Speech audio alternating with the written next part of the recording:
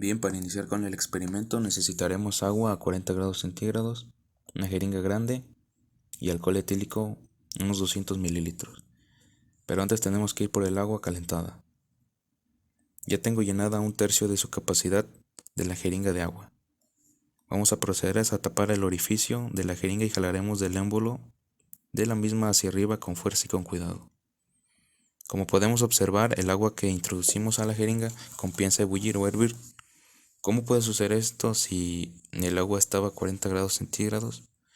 Bueno, lo que pasa es que al tirar del émbolo reducimos la presión dentro de la jeringa, sumado a que la posición en la que nos encontramos no es la exacta para que el agua hierva a los 100 grados centígrados. Por ende, con tanta facilidad lo hace. Así, las moléculas de agua necesitan menos de energía para hervir.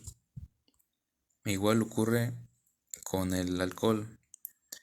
Utilizaremos un tercio de alcohol etílico en la jeringa y observamos que al jalar del émbolo disminuimos su presión. Esto hace que tienda a hervir el alcohol. Como dato, su punto de ebullición es menor que el del agua debido a sus propiedades químicas de los alcoholes.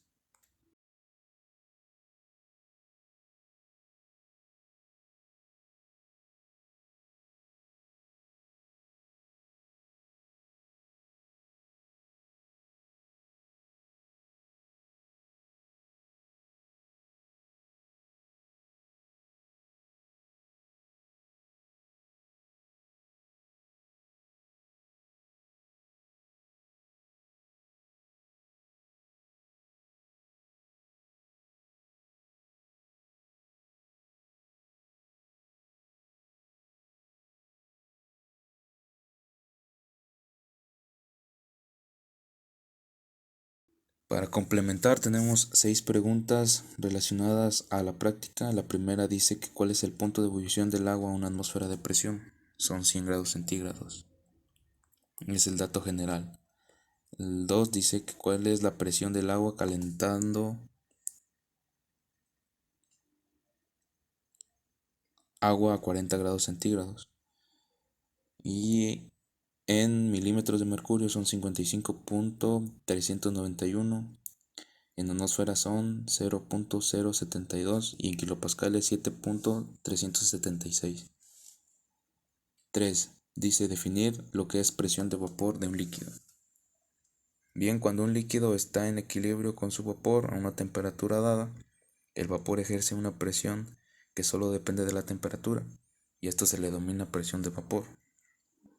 Otra definición más clara es que la presión de vapor es la presión que ejerce la fase gaseosa sobre la fase líquida en un sistema cerrado a una temperatura determinada, en la que la fase líquida y el vapor están en equilibrio dinámico.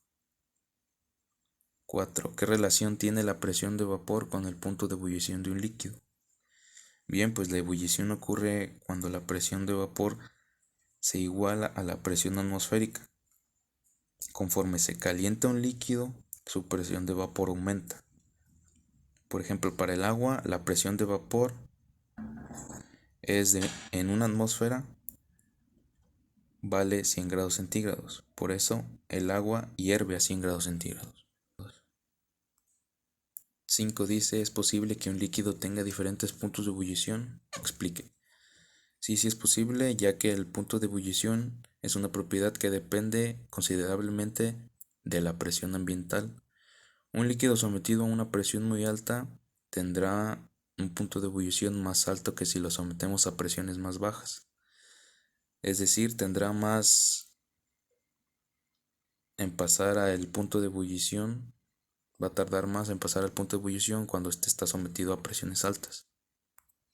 Y por último, la 6 dice que sí es posible que un líquido hierva a una temperatura por debajo de los 0 grados centígrados.